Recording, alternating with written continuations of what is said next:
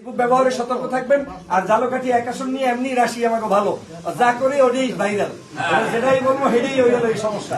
এদিন একটা বক্তৃতা দিচ্ছি যে তোমরা যারা বিড়ি খাইয়া দোকানে যাও, শুনছেন না? বক্তব্যটা সুন্দর, এই বক্তব্যে 2 কোটি ভোট বাড়ছে জামাত ইসলামের, কোন সমস্যা নেই। কারণ এদেশের বিড়িওয়ালা মানুষরাও আমাদেরকে ভোট দেবে না, দাড়ি কামান্য মানুষরা আমাদেরকে ভোট দেবে না, ইসলামওয়ালা মানুষরা আমাদেরকে ভোট দেবে না।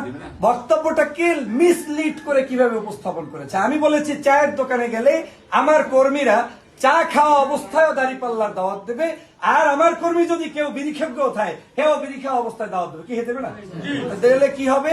এমনও হইতে পারে ওই বিড়ি খাওয়া সংস্কৃতি থেকে আল্লাহ তাকে বাইর করে ভালো করতে পারে, এখানে বানাইছে জান্নাত জাহান্নাম। ঠিক পেয়েছেন কথা? আপনারা বুঝতে পারছেন? আমি কোন জায়গায় জান্নাত জাহান্নাম বলছি? সো দ্যাট মিনস এটা আমাদের রাশি, এটা আমাদের ভাগ্য, সমস্যা নাই। 2 কোটি টাকার মার্কেটিং তারা করে দিচ্ছে। অতএব আপনাদেরকে বলতে চাই, ভয় পাবেন।